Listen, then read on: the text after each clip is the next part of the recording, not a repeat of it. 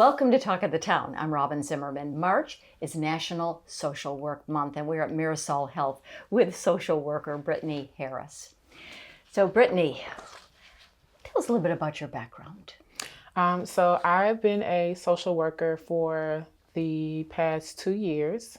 Recently graduated with my master's in social work in 2023. And here at MiraSol Health, I've been with them for a year and a half. Okay. So why is the emotional care just as important as the medical care for the patients you serve?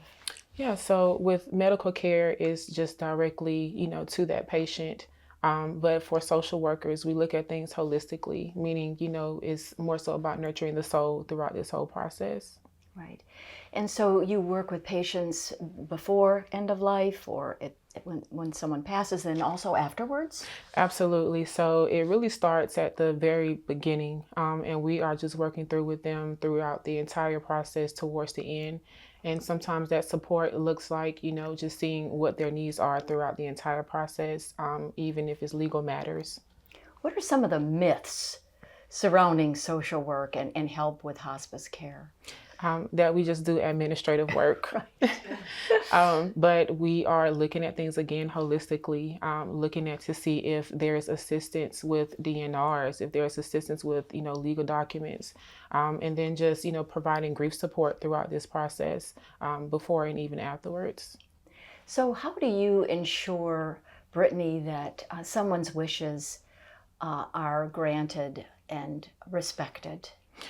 So we definitely help them, just seeing what the wishes are from the patient to the caregivers of the family, and then just going into, what does that look like for them? If it's, throwing a birthday bash or throwing them, I have one where he wants to go fishing, and just entitling to what that wish is and ensuring that that happens for them. So you actually hold the hands of not only the patient, but the immediate family and maybe the caregivers and friends. So that is an overwhelming role, I would think, but also a very rewarding role. Absolutely. Here at MiraSol Yes, Health. yes, it is.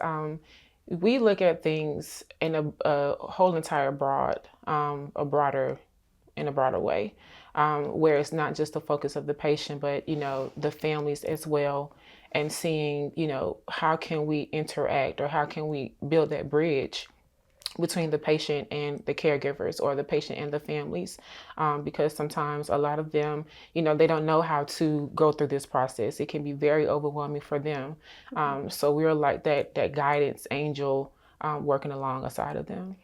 And so how are some meaningful ways people can support families that are going through hospice care? Yes, so we have a lot of families that may have a friend that is on our services, in so many ways that they can, do a phone call to them, and just seeing what their needs are and just checking in with them. And then we also have our volunteer program, where they are able to assist in, if it's meal prepping, if it's, running and shopping errands, they are able to do so. And it sounds like the need for the social and emotional help is ever growing. And I mean, it's critical for that patient and the family for their well-being, right? Right, absolutely. It is very critical. It gives them hope to know that they're not just being, treated for something or, being provided that comfort just from their nurse, but to also see that they have a team with social workers. We try to compartmentalize as much as we can when it comes to that support. Sometimes it may just be me sitting there and just letting them, talk about anything. Right. Absolutely. Very good. Anything else you want to share about the important work you do here at MiraSol Health?